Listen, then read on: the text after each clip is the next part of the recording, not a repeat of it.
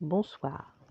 Ce soir, c'est Mamé qui raconte l'histoire du grand jour de Sébastien.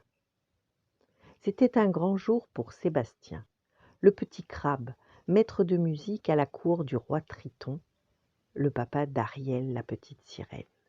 Il avait travaillé dur pour composer une nouvelle œuvre, et le soir même, il dirigerait l'orchestre royal qu'il interpréterait pour la toute première fois. Et il se disait que son génie allait enfin être reconnu. L'après-midi, il avait vérifié le moindre détail afin de s'assurer que tout était parfait. Il avait rectifié la disposition des chaises destinées aux musiciens, préparé des partitions supplémentaires au cas où quelqu'un aurait oublié la sienne, et même lavé et repassé son joli nœud papillon. Le rideau allait se lever. Les musiciens avaient pris place sur la scène. Quelques notes s'élevaient dans la salle de concert.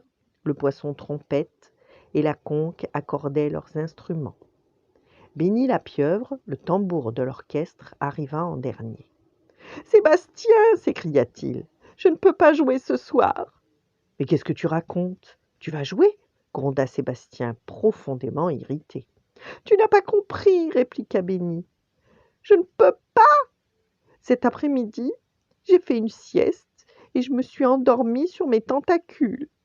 Et ils sont tout engourdis.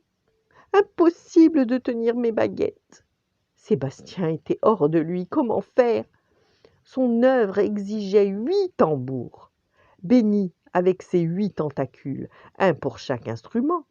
Mais comment trouver un remplaçant ? À l'instant, Ariel, la petite sirène, et ses 6 sœurs arrivèrent afin de souhaiter la bonne chance au chef d'orchestre. « Comme je suis heureux de te voir, Ariel !» s'écria Sébastien. « Pourriez-vous m'aider, toi et tes sœurs ? Il vous suffirait de jouer du tambour pendant le concert. » « Bien entendu, » répondirent les sirènes. « Parfait, nous avons donc 7 tambours, il nous en manque encore un. » L'orchestre regardait fixement son chef. « Moi ? Mais je suis le compositeur et le chef d'orchestre. C'est le jour où mon génie va être apprécié à sa juste valeur.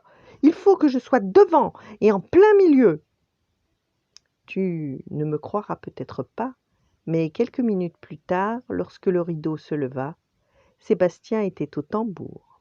Les feux de la rampe, ce sera pour un autre jour. « Tu sais ce qu'on dit ?» murmura-t-il à Ariel, qui jouait du tambour à côté de lui. « Que le concert peut commencer ?» supposa la petite sirène. « Non, que les vrais génies ne sont jamais reconnus de leur vivant, » répondit Sébastien. « Voilà, bonne nuit, faites de beaux rêves et à demain. »